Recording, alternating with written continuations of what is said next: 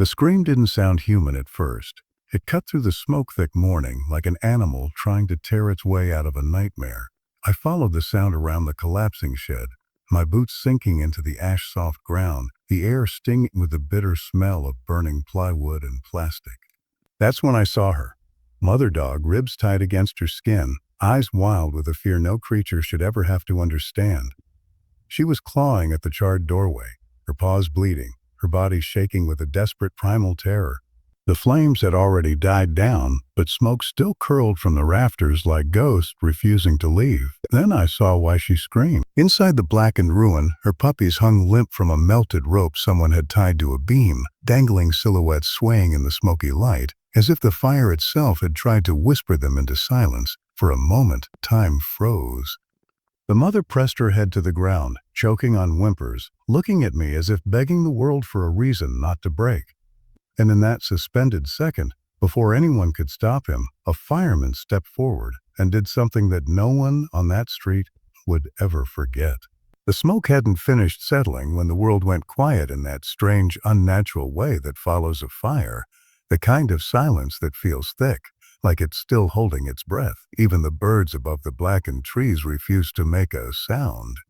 The ground around the collapsed shed was soft with ash, every step sinking in like walking across the remains of someone's memories. And at the center of it all stood the mother dog, trembling so hard her ribs shivered under her smoke-stained fur. Her paws pressed into the dirt as if she was trying to hold onto the earth itself to stop herself from collapsing. She didn't bark. She didn't growl. She didn't run. She only screamed. A raw, tearing sound that didn't belong to any animal I had ever heard. It was the sound of a soul unraveling. I remember thinking I'd never forget that sound, even years later, even if I tried. It followed me as I approached, my boots crunching over glass and burnt metal, my lungs stinging with every breath of the bitter, plastic-filled air. The shed walls were half melted, sagging inward like they were mourning what had happened inside. The fire had been small, only the shed and part of the fence had burned, but small fires sometimes hold the darkest stories. I had seen buildings collapse, cars explode, families lose everything. But something about the way she looked at me made the air heavier. Her eyes, wide and wet with smoke, locked onto mine the moment I stepped near. They weren't asking for help. They were begging for the world to be rewound, for the truth she'd witnessed to be undone. And then I saw the shapes inside.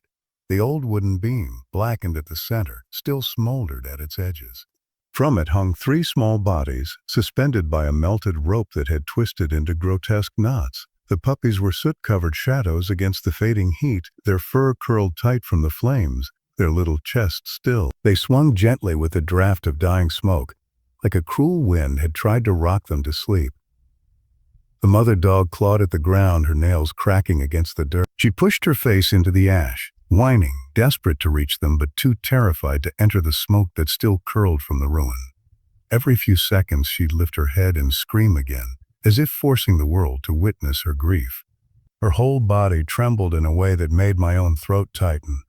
I'd seen plenty of cruelty in my job, but this felt different, intimate, deliberate, a brutality meant not just to kill but to break her spirit. For a moment, I froze. Something inside me locked up, a cold stone forming in the pit of my stomach. I thought they were already gone. Anyone looking would have. The fire had chewed through the rope, the bodies were limp, their fur burned. A sick heaviness settled inside me, that awful truth that sometimes you arrive too late. One of the younger firefighters stepped forward, but I raised a hand, not sure why. Maybe it was the way the mother dog's eyes followed every move we made. Maybe it was the instinct that sometimes grabs hold before logic has a chance to speak. Or maybe it was the faintest movement, something so small it almost belonged to imagination, a twitch in the smallest puppy's hind leg. I didn't trust my eyes. I blinked hard, the smoke making them water. For a second, the world blurred, then sharpened again. The tiny body twitched once more. So faint, so fragile, it was like watching a leaf shift in a still room. Heat rushed up the back of my neck. I stepped into the shed. The warmth still licked at the walls, and the air inside felt like breathing through a wet cloth soaked in chemicals. Every inhale burned. The floor groaned under my weight, the charred wood protesting with sharp cracks. But I kept moving, pushing through the smoke that coiled around my shoulders like fingers trying to pull me back. The puppies hung above me, still swinging, still silent. I reached up with gloves that were still warm from the earlier flames. My hand shook more than I wanted to admit. Carefully, as if touching something sacred, I lifted the smallest puppy, my fingers slipping gently under its tiny body. Its fur was rough stubble-like where the fire had singed it. Ash clung to its nose like someone had tried to silence its last breath. The mother outside whimpered the moment I touched her baby. A high, broken sound. I held the tiny body against my chest, the faint warmth surprising me. It was like holding a coal long after it should have gone cold.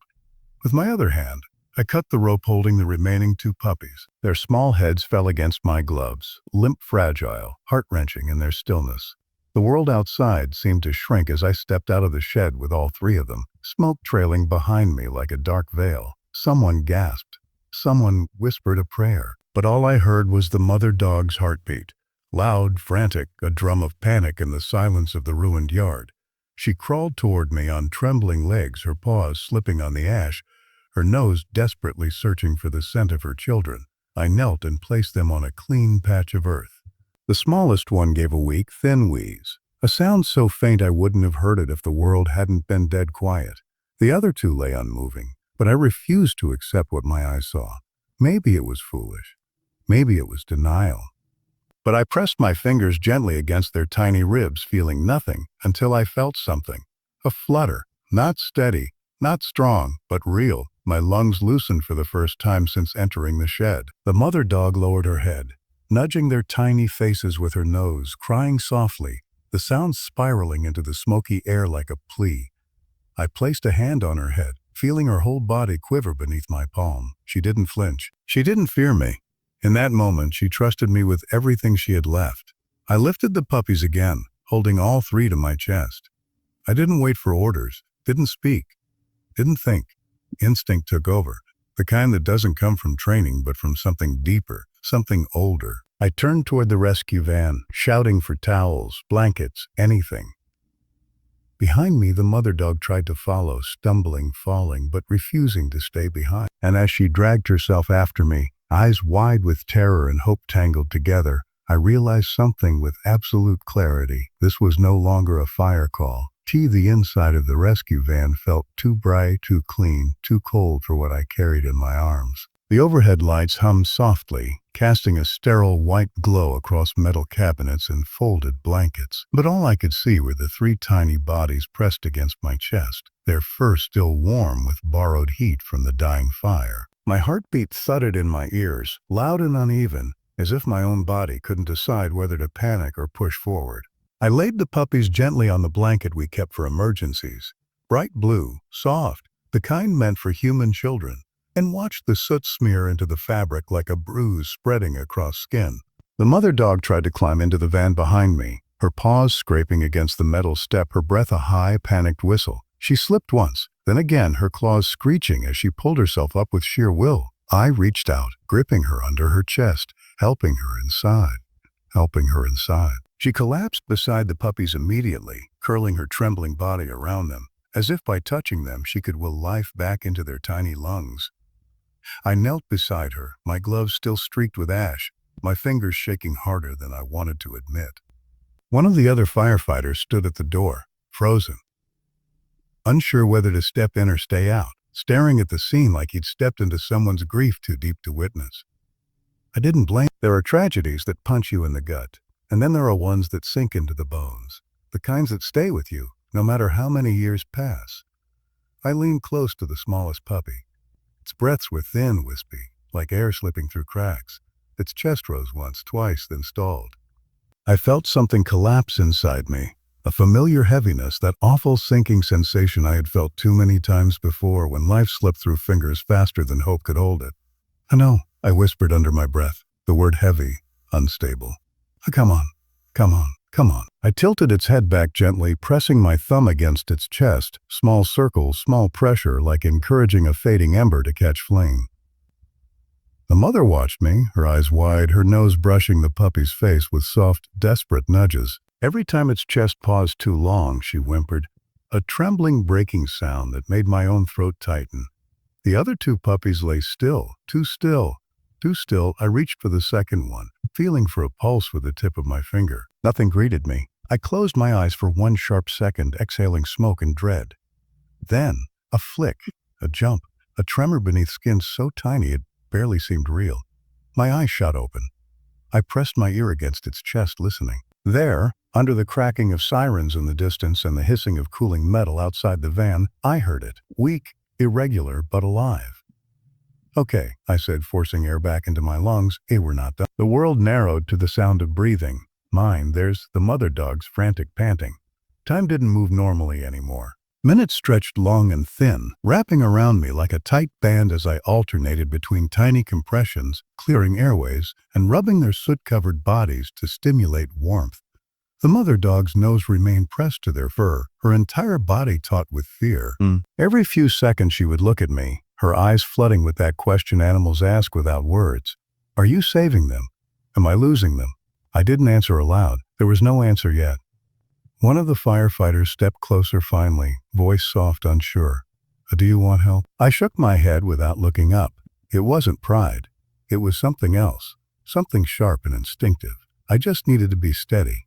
I needed my hands to keep moving. I needed the world to stay quiet. The van door closed behind us, muting the chaos outside.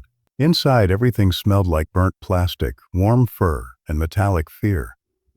My breath fogged in front of me from the rapid shift in temperature. I pulled off my gloves with my teeth, needing skin contact, needing to feel every heartbeat, or the absence of one, with my own fingertips. The third puppy felt the coldest. Its body hung limp when I lifted it, its head rolling slightly to the side. For a moment I felt a wave of helplessness wash over me, cold and suffocating. Not this one too, I begged silently. Not all of them. Not after what she's already survived. I placed my fingers on its ribcage and pressed. Once, twice, 3 times. A rhythm measured in hope rather than certainty. Nothing happened. I pressed again, harder, praying the world would give this one another chance. The mother dog nudged my elbow, her breath shaky against my arm, and my voice cracked when I whispered, I'm trying, okay? I'm trying. Then it happened, a twitch beneath my hand. So slight I almost missed it. Then another. Then a gasp. A sharp, crooked inhale that sounded like the world dragging this puppy back from the edge. I felt my breath leave me in a rush. My knees went weak. There you are, I whispered. Stay with me. The smallest puppy suddenly let out a thin whine, weak but alive. The mother dog's head shot up, her ears trembling. She licked the puppy's face frantically, as if afraid it would disappear if she didn't anchor it to the world with her touch. I worked faster, my fingers now sure, determined. The second puppy stirred. A faint kick of its leg, a small wheeze. My chest tightened with a strange, overwhelming relief. I'd been in life or death moments before. Dozens, maybe hundreds. But something about these tiny creatures felt deeply personal, like I was fighting for something innocent that the world had tried to crush. When all 3 puppies finally lay breathing, faint, uneven, fragile breaths, I pulled the blanket up around them, tucking them close to their mother. She curled around them instantly, her body forming a trembling shelter, her nose touching each one as if counting them again and again to make sure they were real. For a moment, everything slumped inside me. My shoulders dropped. My breath came out shaky and slow. I leaned against the van wall, wiping soot from my forehead, though it only smeared darker. One of the firefighters opened the door slightly. We're ready to move. Vet clinic is 5 minutes out. 5 minutes suddenly felt like an eternity. But I nodded. As the engine rumbled to life, the mother dog shifted closer to me, pressing her head against my knee. I looked down at her, this broken, brave creature who had screamed her grief into a burning world, and realized she was trusting me with everything she had left. Her eyes weren't pleading anymore. They were holding on. The van lurched forward, siren echoing through the streets. I kept one hand on the puppies, feeling their small chest rise and fall beneath my palm.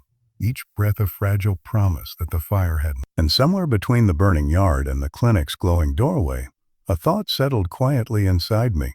Heavy, certain, impossible to ignore. If these puppies lived, it wouldn't be a miracle. It would be because we refused to let them die. His was a fight for life. The clinic lights were too white, too sharp, a kind of brightness that made everything feel colder than it was.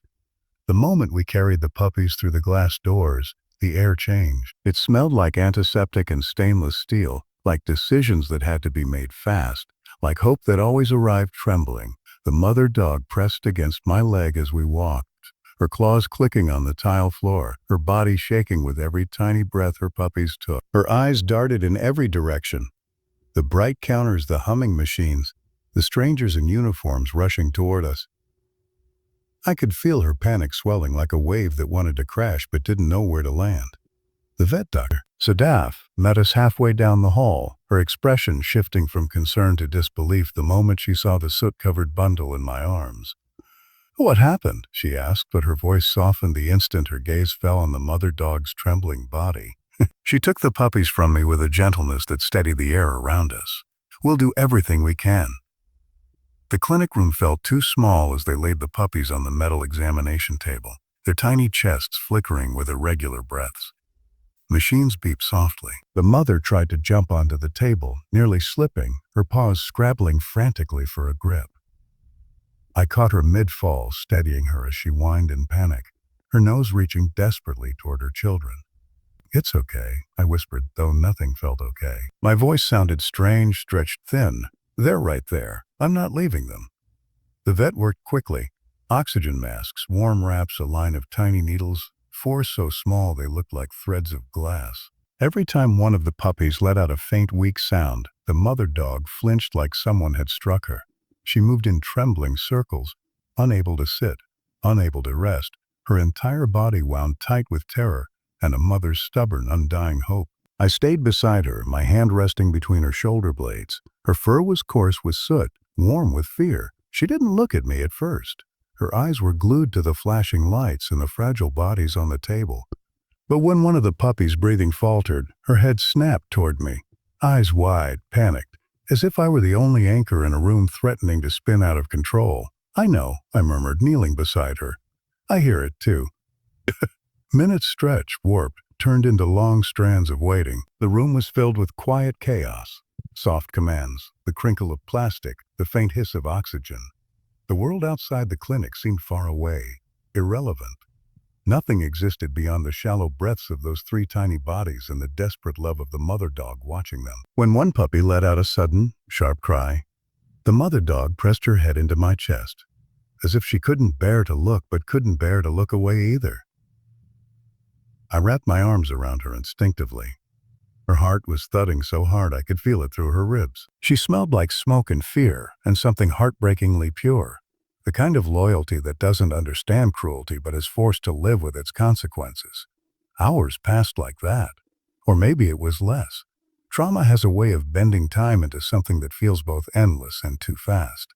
The smallest puppy began to stir, its body twitching beneath the warming pad. The vet adjusted its oxygen mask, murmuring something soft, something hopeful. The mother dog tried to stand, her legs trembling so badly she nearly fell again. But she forced herself to see her babies. "There we go," the vet whispered, more to herself than anyone else. Come on, little one." The second puppy's breathing steadied next, no longer sharp and panicked, but softer, smoother, like a breeze returning after a storm. The mother dog let out a low, trembling sound.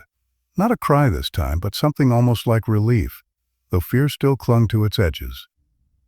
She rested her chin on the table, watching the rise and fall of tiny chests with eyes that refused to blink, as if blinking might make them disappear. I stepped back only when the vet asked me to let her work. But even as I leaned against the far wall, smoke-stained and bone-tired, I couldn't take my eyes off the mother dog. Something about her broke me open in ways I didn't see coming. It wasn't just the fire. It wasn't just the cruelty. It was the way she refused to surrender. She had survived something no creature should ever witness, yet she still chose hope, fiercely, blindly, stubbornly.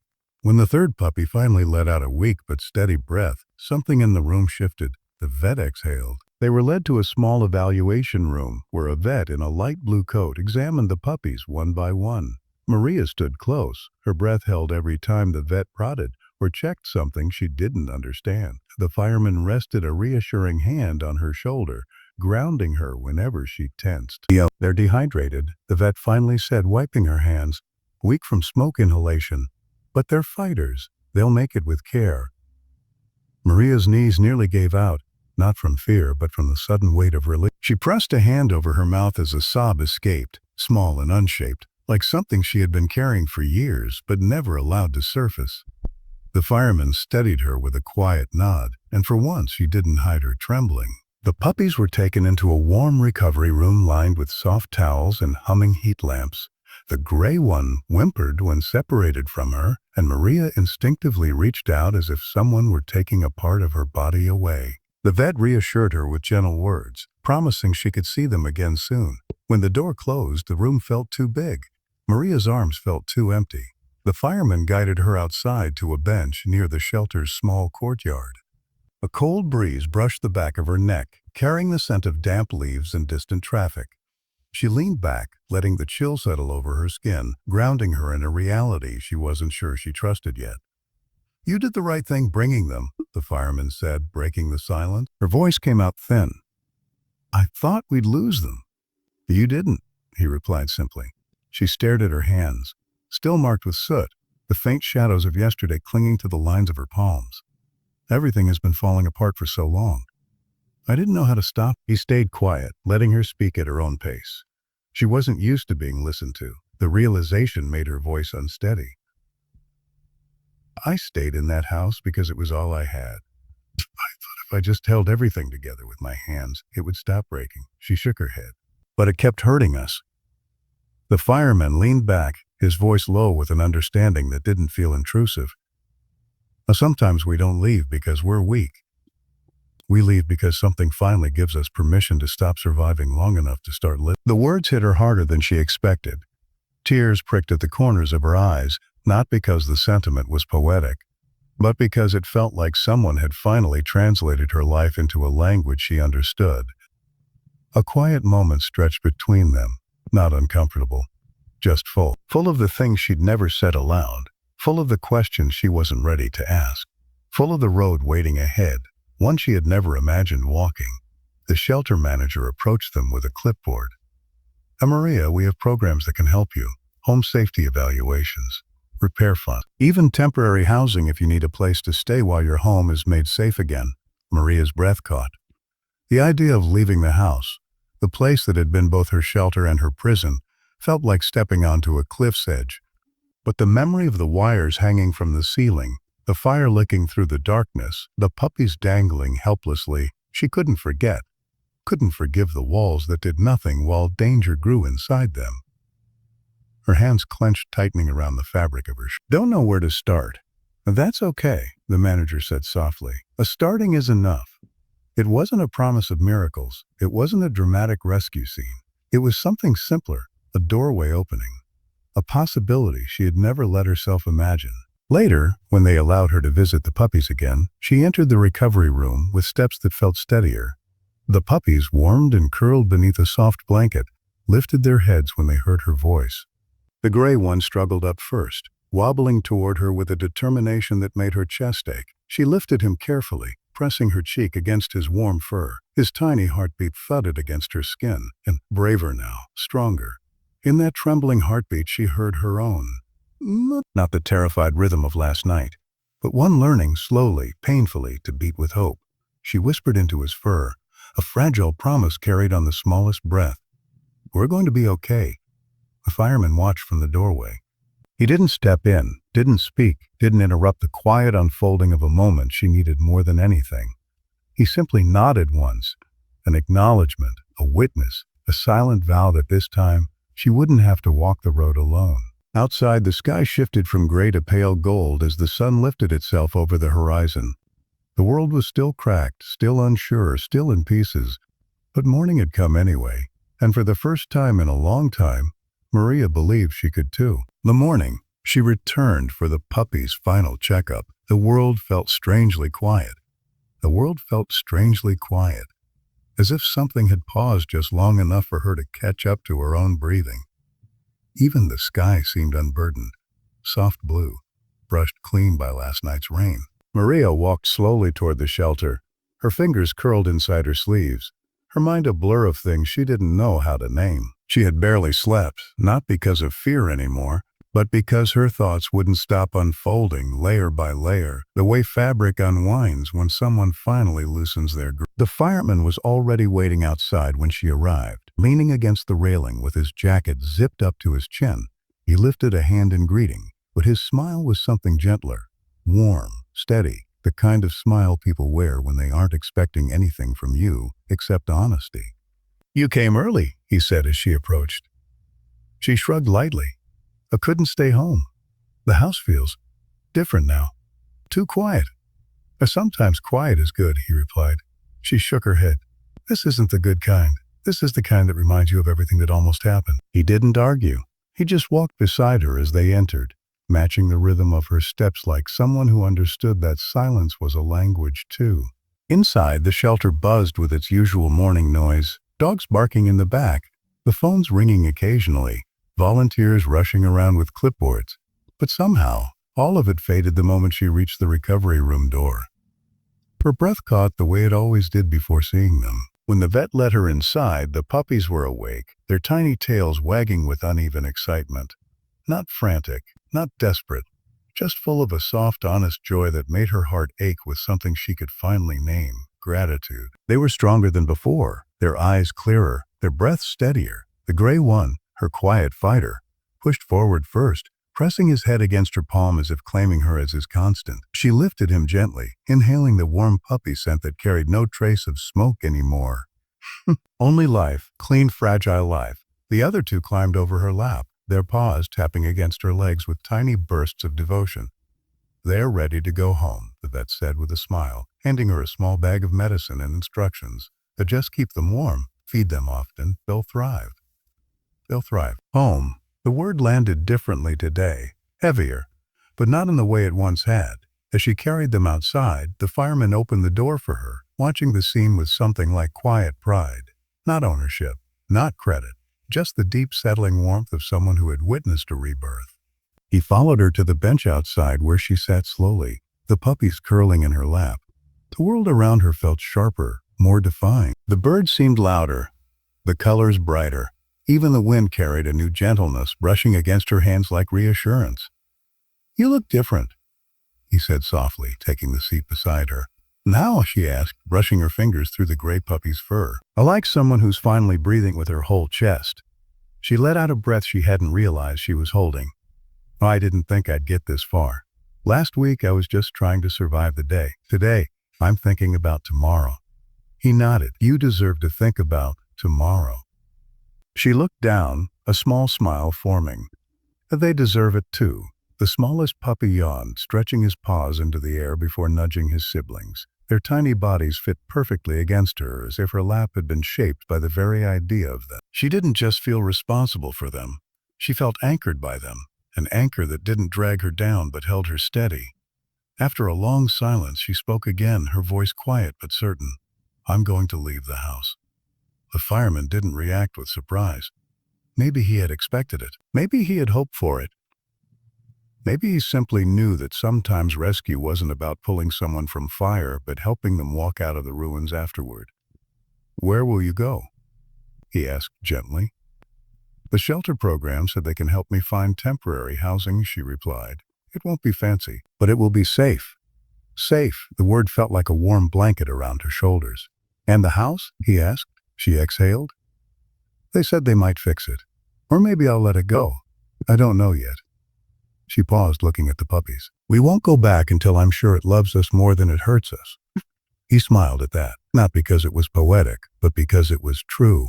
She lifted her gaze toward him, seeing him not just as the man who had pulled her puppies from the smoke, but as someone who stepped into her story without expecting a place in it. Someone who guided without pushing, listened without intruding, cared without claiming. "You saved more than them," she said. "You know that, right?" He shrugged, almost shy. "I just did what anyone would do." "No," she whispered, "not anyone." A soft breeze swept past them, carrying the faint scent of wet earth and morning grass. The puppies shifted in her lap, one climbing up toward her chest, the other two pressing against her sides. She held them close, letting their warmth seep into places inside her that had been cold for too long. The fireman stood slowly, brushing dust from his jacket. "You're not alone anymore, Maria Jer. Backward to free. Whatever you decide next, you don't have to face it alone." Her throat tightened. She didn't answer, not because she didn't believe him, but because she did. "Completely."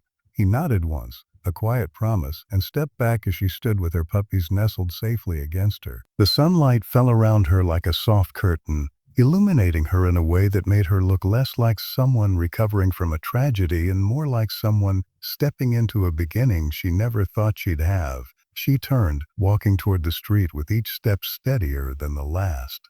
The puppies peered over her arms, curious, blinking at the world that waited for them.